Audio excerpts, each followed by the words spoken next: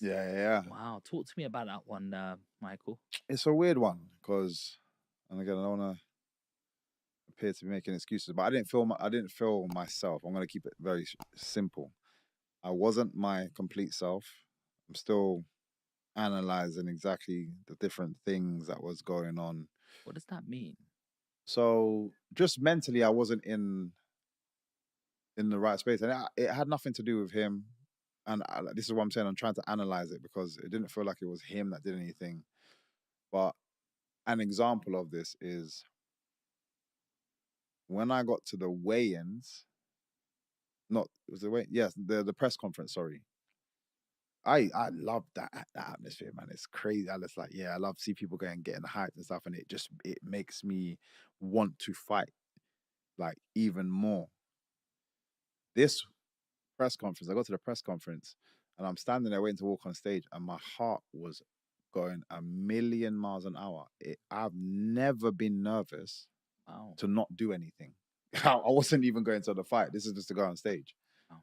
And my heart was just like just literally. I was like, and I'm literally like, what the hell's going on? And even when I got on stage, I'm like, I'm trying to now, I'm checking myself to make sure I'm not looking nervous. You know what I mean? Because I didn't want to give my opponent any energy that he feels like, you know what I mean, like he can use or. And I was just like trying to like have my glass on. I was trying to be chill, man. I was like, and again, like I said, I don't 100% know. I'm still going through like what it could have, or could have been, or was. But like I said, I've just never been in that situation, and I've been in big shows and done big things my whole life. It feels like, but for some Are reason, you saying anxiety? Are you I saying couldn't tell you. nervousness? I mean, because nerves can be good as well because it means you But care. that's the thing. My nerves are always the same. It's very it well, again, it's depends what you call it. The nervous feeling that people usually relate to nerves that happens to me is I just need to go to the bathroom. Hmm. Kid you not.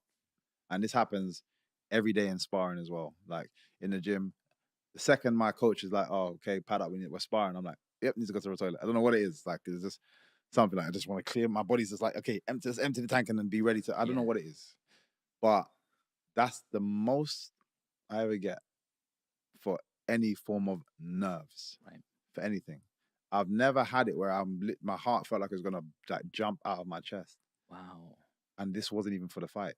Like for the fight, I didn't feel that bad at all. wow. Okay. But the preparation to all of it, I think I just felt like I was overthinking a lot of stuff and da da da. So like I said, I'm processing that now. I feel like I'm getting to a few answers, but um, yeah, I just didn't feel like my whole self.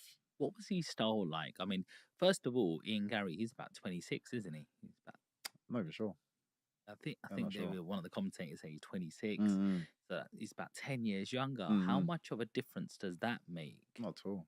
I spar the young gunners that are all gunning for you in the gym every Yeah. day, or guys that come to the gym. There's all these young gunners that everybody wants to say they did something to you because I got a name. Yeah. So no matter where you go, I've got a target on my back. And I love that though. I like that because I also like telling people or showing people it doesn't matter what numbers next to my name in terms of age. I'm faster than you. I'm stronger than you. I'm more talented than you in this department. It doesn't matter. And like I said, I have to do it. And I even said until when these young bucks in the gym start having me up, I'll probably call it a day way before anybody gets a chance to see it Yeah. happen in the cage. So yeah, that side of it doesn't. He tried to say he's faster than he's stronger than me. Everyone saw what happened. He's nowhere near as fast as me. He couldn't handle my stand up, which is why he changed his game. And I said that is exactly what was going to happen. I've done it to so many top kickboxers. They get in there and they're like, nope, this is not working. He's Mhm. just better than me. So they Take go me a through different that. route. Can you take me through that journey? Mm, Ian Gary's in front of you, you're in the cage, mm. and the bell goes. Take me through the rounds. The first round, yeah, I'm trying to think.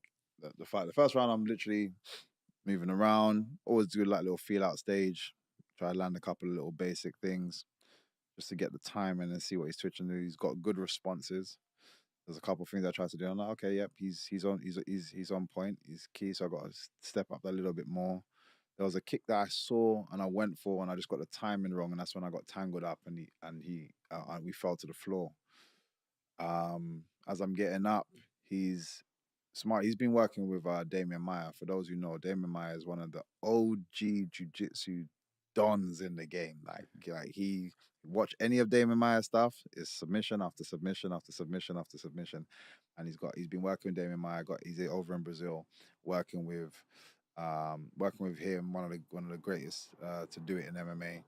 So obviously his game is adjusted on the floor. He takes my back, literally as he takes my back, and he gets the body triangle, and he's got his hand around my neck. And I literally said to myself, this guy is not choking me right now. I was like, it's not happening. I refused, and he was squeezing, doing all this stuff, and I was like, bro, I'm not going to sleep, and I'm not tapping. You're not finishing me in the first round on this submission. I was like, it's not happening. Obviously, we were just there. I survived the round. He didn't do anything past trying to choke me. In that round, do you get your coaches say anything to you? Yeah, because not there's no point kind of over analyzing what's just gone past. So it's like he goes straight to the point what I need to do next. There's no point going, oh man, you shouldn't have done that. We have no time. We have 1 minute of information. Next round, I need you to Are you just listening to one person? Because like, I don't know if you know, Tyson Fury recently had a fight and he lost. Oh yeah, loads of and he people lost, there. and lots of people saying there was about 4 people giving him information, and John Fury shouldn't have even been there. But again, boxing is different. It's all a paid team. So there's a lot of times people get swapped in and out last minute, and everybody wants to on camera wants to feel like they're the ones doing saying the right thing, because it's all ego game, and it all means that I can then claim for when I try to go and tout the next up and come talent. Yeah, I was in Fury's corner, and I told him this, and you can go and look at it for yourself. We don't have that. Right. I've only been with one team. Mm-hmm. We all know what it is. There's one guy talking to me, and both of my coaches outside are talking to each other. But there's only one guy that's going to feed me the information. And I can have a big team out there, but there's only ever going to be one person. We figure that out. Yeah. There's only going to be one guy talking to me. You guys talk amongst yourself and tell him, this person, what information needs to come over. Mm-hmm. But again, in MMA, you got a grappling coach, and then you got a kickboxing coach, and then you got this. But still, one person should feed the information, and you get that a lot, where everyone's just like, and yeah, I don't agree with that. It shouldn't be done that way. It kind of shows that you guys are not a team, in my opinion. Not you can have as many people in the corner. I don't think that's a negative thing, because everyone's got their strengths, but just one person should kind of pass the information over, and that is Alexis for me. He okay, next round. So next round comes out, and I'm just having him up. What are you thinking in your head when after being grappled like that in a triangle, or going into round 2? Are you like, I'm gonna get him now, or shit, or like, what's your feeling? Yeah, again, for me, it's a fight. I don't try to. You add too much stress actually overthinking the situation. The simple thing is, okay, well, I'm 1 round down, go get it back. Cool. It's not. There shouldn't be anything more than that. Otherwise, you just stress yourself. Do you not get embarrassed or anything when everyone's looking at you in the crowd and you think, they're not even there? They're not even there. They're only there when I need them. When I say when I need them, I need to get pumped up. Tune into them.